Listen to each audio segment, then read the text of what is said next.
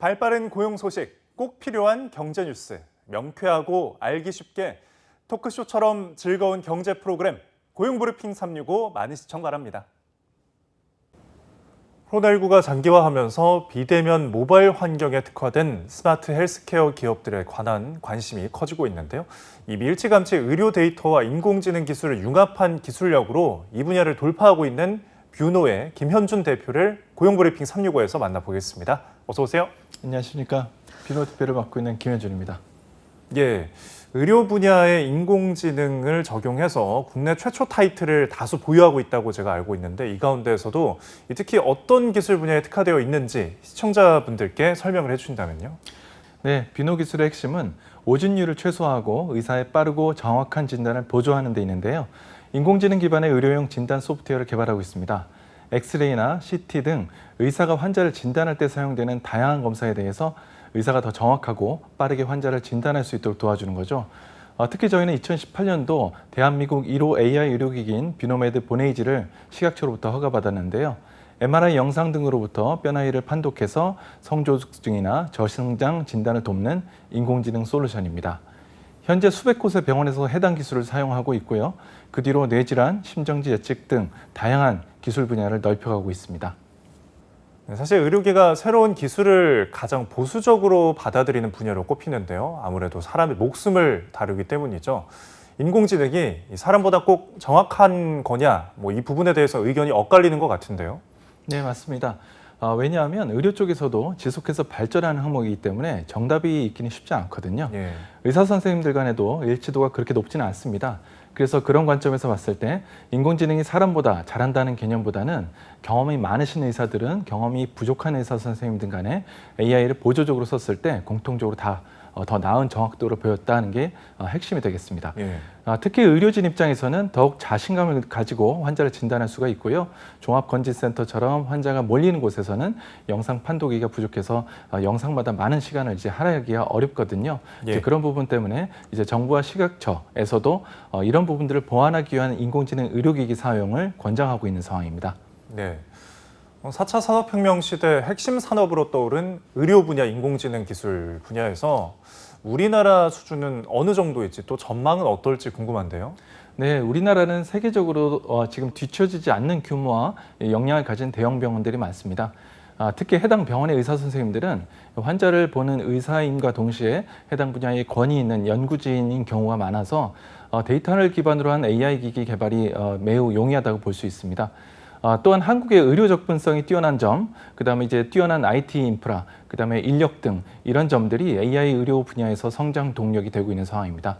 AI를 포함해서 디지털 헬스케어 영역에서는 앞서 엎드린 시장, 환경의 기회 이런 것들로 우리나라의 미래를 이끄는 주요 빅3 산업 중에 하나이기도 합니다.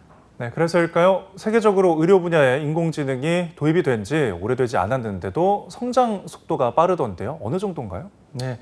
우선 국내 인공지능 헬스케어 시장은 2019년도 기준으로 약 554억 원 규모이고요. 예. 계속 성장세를 보여서 2023년도에는 2,465억 정도 규모로 예상이 되고 있습니다. 네. 전 세계 인공지능 헬스케어 시장 또한 2023년까지 약 228억 달러 규모로 커질 거라는 규모 전망이 대세라서요. 세계적으로 병원 대다수가 인공지능을 연구하고 도입하고 있는 상황이니만큼 의료 인공지능 시장은 계속적으로 확대될 것으로 보여지고 있습니다. 네. 이런 의료 인공지능 분야에서 한국은 어느 정도의 경쟁력을 갖췄다고 봐야 할까요? 네, 인공지능 의료에 대해서는 우리나라가 상당히 앞서 있다고 말씀드릴 수가 있겠습니다. 예. 앞서 말씀드린 의료의 접근성, 그다음에 우수한 의료 자원 등 인공지능 기술이 적용할 수 있는 데 필요한 어떤 장점들은 다 가지고 있다고 보시면 되고요.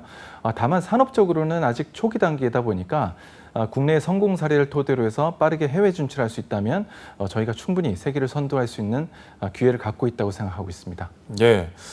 그런데 제가 대표님이 원래 그 대기업의 연구원 출신이라고 알고 있거든요. 근데 어떻게 이런 인공지능 의료 분야에 뛰어들게 되신 건가요? 네. 대기업에서 인공지능 연구를 한 지는 한 10년 정도가 됐었고요. 네. 업무를 하면서 정말 기술의 혁신을 몸소 경험을 했습니다. 그래서 이런 유례없는 기회를 통해서 좀 더 주도적으로 어떤 상황들을 바꿔가고 싶었던 마음에 인해서 창업 결심을 하게 되었고요. 예. 2013년도에 창업을 해서 당시 인공지능 딥러닝 기술이 우리나라에는 막 태동을 하고 있던 시기인데요. 예. 그때 저희가 이제 동료 연구원과 함께 창업을 하게 되었었습니다. 뭐 결론적으로는 이 창업이 좋은 어떤 기회를 마련하게 됐다고 생각을 하고 있습니다. 네. 당시엔 인공지능 AI라는 개념 자체가 희박하고 사회적으로도 별로 쓰지 않는 시절이었는데 사람의 생명을 다루는 의료 서비스 분야에서 AI를 갖고 들어가겠다고 했을 때 주위에서 무모하다고 그런 이야기를 전해주신 분들도 있었을 것 같아요. 네, 사실 뭐 매일이 막막했던 기억이 가장 강렬하게 남는 것 같고요. 네. 지금은 이제 기술로 시장을 혁신한다는 평가를 많이들 주시지만 사실 여전히 초기인 이 시장에서 우리가 꿈꾸는 미래를 만들어갈 수 있을까에 대한 고민은 계속 좀 하고 있는 중입니다. 네. 큰 방향성이나 이 시장에 대한 어떤 가능성 이런 것들은 이제 하루하루의 작은 성취와 실패를 반복해내면서 저희가 지금까지 온 것 같은데 누군가 선배 창업가께서 말씀해 주신 것이 좀 기억이 납니다. 네. 너무 먼 목표점을 보고는 지쳐서 갈 수가 없고 목표점을 잊지는 말되 하루하루 즐기면서 후회 없이 보내라는 게 답이라는 상투적인 말씀을 좀 드리겠습니다. 네. 요즘 코로나19로 안 그래도 어려웠던 청년층 일자리가 더 어려워졌습니다. 의료 인공지능 분야의 일자리가 더 많아지려면 어떤 방안이 있을까요? 네, 우선 그 신수송 산업에 해당하는 영역인 만큼 정부가 관심을 갖고 드라이브하는 것이 가장 중요하다고 생각합니다. 예. 어떤 산업이든지 초기에 씨앗이 싹을 트는 데까지는 충분한 영양분과 관심이 필요하거든요. 그런 측면에서 인공지능 사업도 정부가 지금도 그렇지만 앞으로도 장기적인 시각을 가지고 투자와 지원을 아끼지 말아야 할 것으로 생각합니다. 그 혹자는 인공지능이 직업을 대체해서 일자리가 줄지 않을까 하는 걱정도 하시는 시선들이 좀 있는데요. 이는 이제 기술에 대해 충분히 이해하지 못하는 데에서 발생하는 우려라고 생각을 하고 있습니다. 기술이 고도화되고 다양한 산업 현장에 적용이 되기 시작하면 기술 개발뿐만 아니고 서비스 개발 등 다양한 신규 일자리가 생겨날 수 있을 거라고 저는 생각을 합니다. 예. 그럼 실제로 인공지능 분야에 취업을 하고 싶다 또는 대표님처럼 이제 창업을 준비하는 이들이 있다면 어떤 준비와 전문성을 갖추면 좋을지 조언을 해주시죠. 네. 우선 인공지능 분야라고 해서 모든 사람이 그 기술을 다 알고 익힐 필요는 없다고 생각을 하고 있습니다. 이 기술을 가진 잠재력을 통해서 기술 개발뿐이 아니고 이런 걸 통해서 발생할 미래에 대한 어떤 다양한 직종에 대해서 준비하는 게 좋은 전략이 되지 않을까 싶고요. 예. 예를 들면 자료를 수집하고 정제하는 과정, 수치적인 데이터를 분석하고 평가하는 과정, 뭐 이런 것들 외에도 인공지능을 통해서 서비스를 개발하거나 이런 결과물에 대한 평가를 하거나 또 시장에 대한 분석 등 여러 가지 할 수 있는 전문성이 필요한 영역들이 정말 많게 될 것입니다. 예. 자, 새로운 기술을 접목해서 이렇게 시장을 개척해 오셨는데 앞으로 또 어떤 계획을 갖고 계신가요?